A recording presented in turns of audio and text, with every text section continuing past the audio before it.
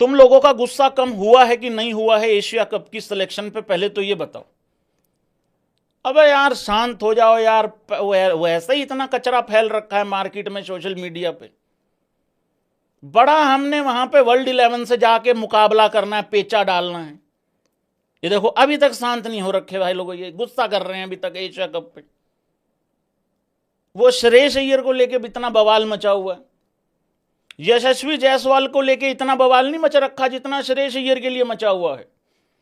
अच्छा, इन सब पे मैंने एक स्टैट्स का, वैसे तो ये बात बिल्कुल ठीक है, स्टैट्स जो हैं वो पूरी पिक्चर दिखाते नहीं है, लेकिन मैंने इन तीनों के, गिल का, जायसवाल का और अय्यर का, अगर किसी दो चार भाइयों ने नहीं देखा हो तो वो देख लेना। 3 पिछले आईपीएल के सीजन और 3 पिछली इंटरनेशनल T20 सीरीज के स्टैट्स जो हैं मैंने दिखाए थे, उन पे बात करी थी बेसिकली।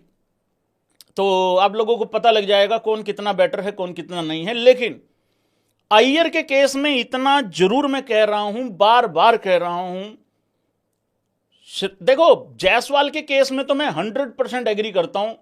आप जायसवाल को बाहर करोगे, भाई सहमति रखते हो, आप जायसवाल को बाहर रखोगे, अभिषेक शर्मा को अगर बाहर रखोगे तो दोनों के लिए बुरा लगेगा। 100%, 110% लगेगा। दोनों में से आप किसी को भी बाहर करोगे, मैं ये कह ही नहीं सकता कि हाँ हाँ अभिषेक को बाहर कर दो तो बहुत अच्छा है, आप जायसवाल को बाहर कर दो तो बहुत अच्छा है। नहीं, वो दोनों ही लड़के भाई बिल्कुल एकदम, मैं कहता हूं कड़ाकेदार पारी खेलते हैं। वो आखिरी पारी अभिषेक शर्मा की याद होगी, जायसवाल क्या कर रहा है, क्या कर सकता है, वो सबको पता है। तो उन दोनों का तो इसलिए है, तो इस वजह से क्या है कि भाई वहां पे क्योंकि गिल आ गया तो एक ओपनर का तो रेस वहां ही खत्म हो गई। तो वहां तो वो वाला चीज है। एक तो मेरी प्रिंसों ने आगे भैंस किया, 2-3 प्लेयरों का काट दिया भाई यार, उस पर भी आता हूं बाद में। पर मैं यहां श्रेयस अय्यर की बात कर रहा हूं।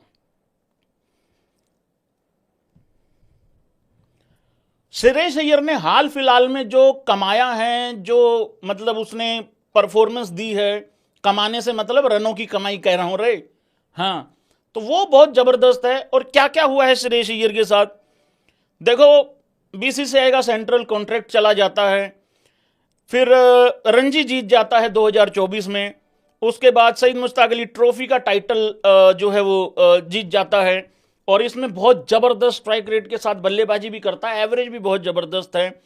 फिर 2024 में केकेआर को आईपीएल जिताया, कितने साल के बाद जिताया भाई, 2012 और 2014 के बाद, मेरे ख्याल से 10 साल के बाद जिताया है ना, या 16 में जीते थे, 8-10 साल के बाद कम से कम केकेआर टाइटल जीती थी।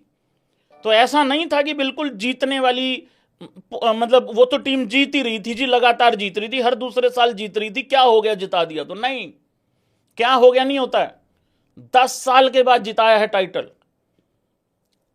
उसके बाद ईरानी कप 2024, फिर चैंपियन ट्रॉफी जीत ली 2025 में, और इनमें सब में, चैंपियन ट्रॉफी में सबसे ज्यादा रन किसके थे भारतीय टीम की तरफ से, ओवरऑल चैंपियन ट्रॉफी में सचिन के रन थे सबसे ज्यादा, बट वैसे श्रेयस अय्यर के थे।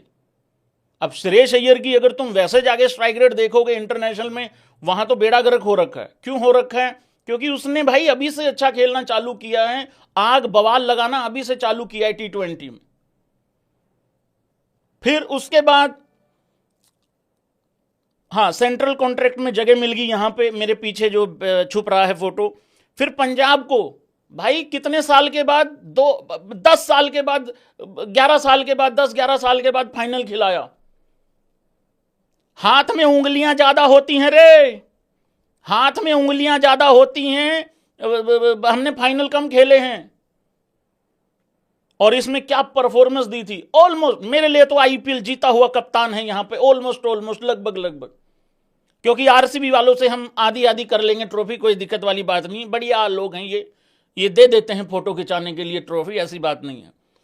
फिर उसके बाद भाई लोगों एशिया कप से काट दिया, बताओ। अब श्रेयस अय्यर के लिए बड़ा शोर मच रहा है, बड़ा हंगामा मच रहा है, वो ठीक है, ओके बात है,